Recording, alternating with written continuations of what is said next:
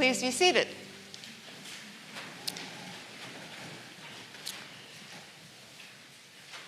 So one of the things that I've always been afraid of, and partly because I've been wearing glasses since I was in the second grade, and my dad was equally as blind, was losing my sight altogether. So this particular pericope about Bartimaeus, who once had been able to see, but had lost his sight, sort of is dear to me. So Jesus has been traveling around.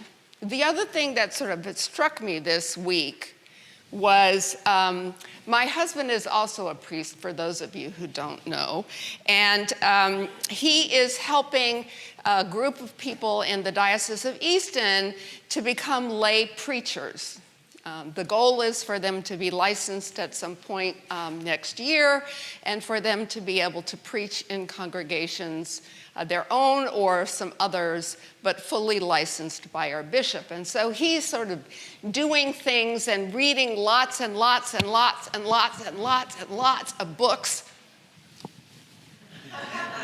about preaching.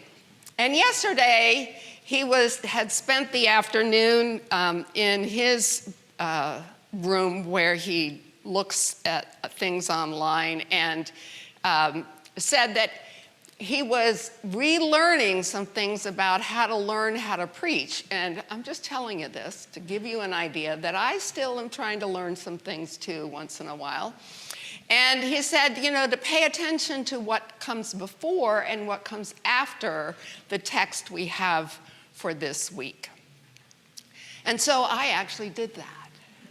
I actually went to see what was before and what came after this particular gospel lesson that we have today. And what struck me was several verses in front of what we have today, Jesus asks his disciples the very same question he asked the blind man.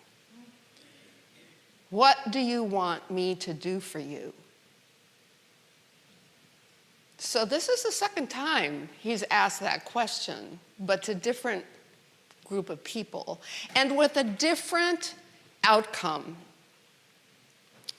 So in the first instance, he's asking his disciples, what do you want me to do? Because he's heard them talking amongst themselves. And they say, well, we want to be first right next to you, seated when you go into the kingdom. We want to be real close. We want to be in the seat of honor. And Jesus' response is, I can't do that. It's not for me to do.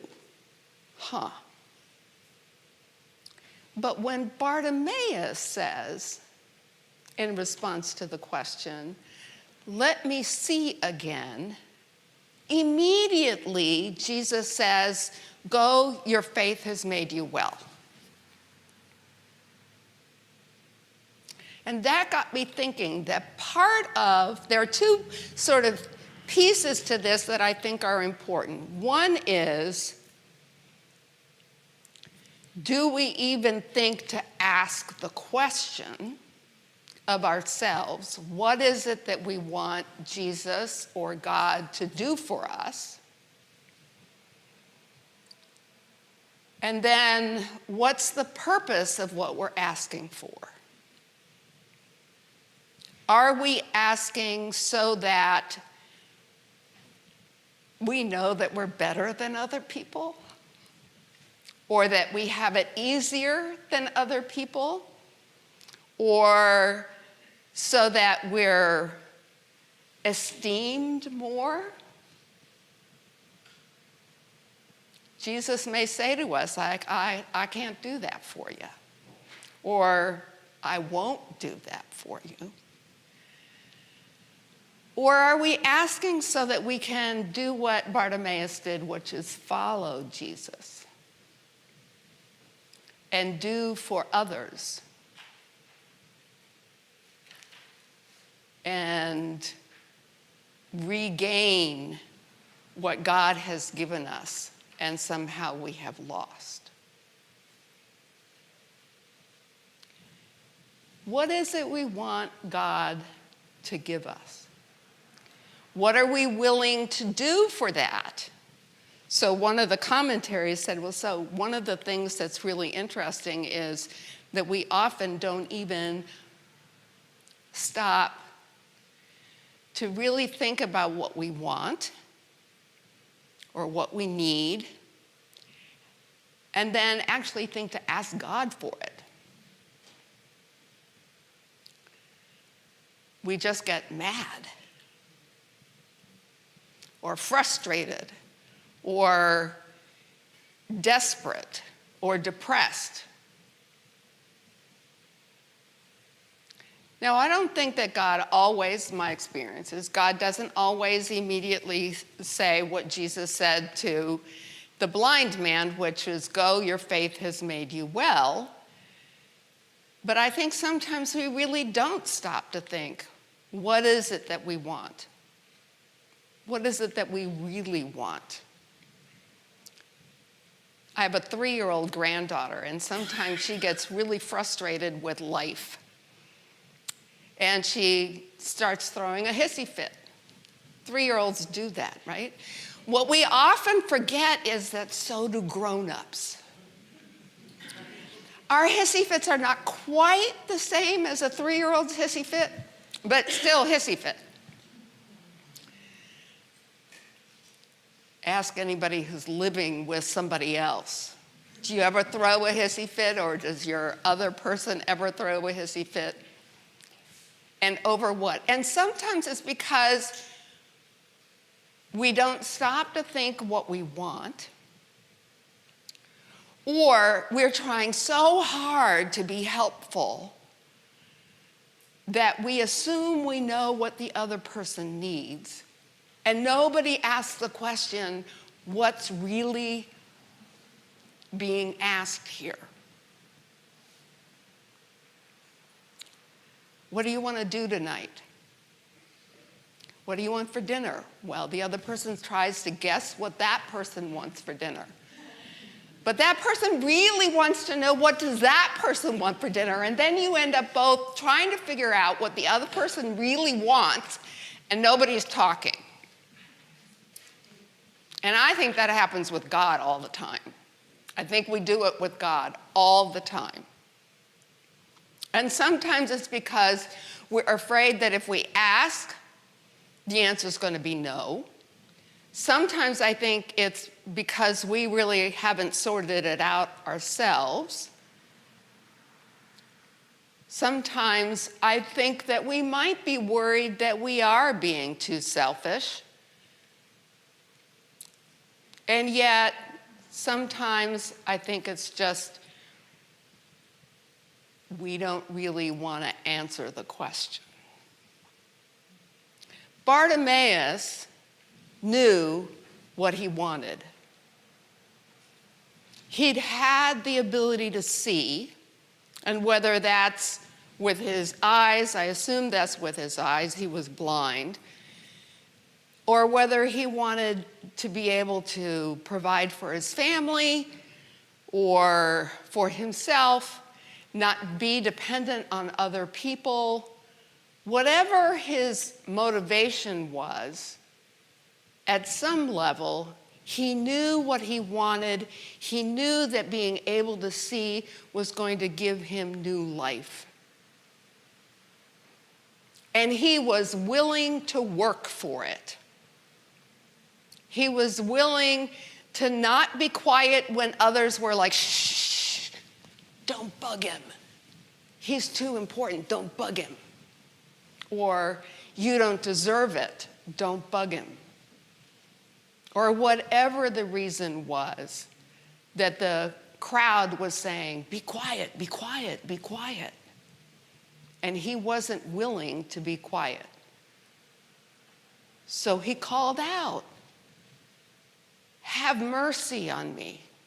Have mercy on me. And Jesus heard and said, I want to know what this man wants. What does he see is mercy? What is it that will give him new life? And when Bartimaeus says, "Let me see," the response is, "Go, your faith has made you well." I see there's one of those back there about the 10 lepers. Didn't know that, but there it is, right? Just pointing out in case you've forgotten, because, you don't always look at them every Sunday, but my first time here, that's there. Your faith has made you well. And then what it says is, he got his sight back and he followed Jesus. He kept on going. He didn't go back home and go, "Oh, that's over with. I get to relax now." Most of us in here probably are retired, and some of us are relaxing, and some of us are relaxing some of the time. Bartimaeus followed Jesus.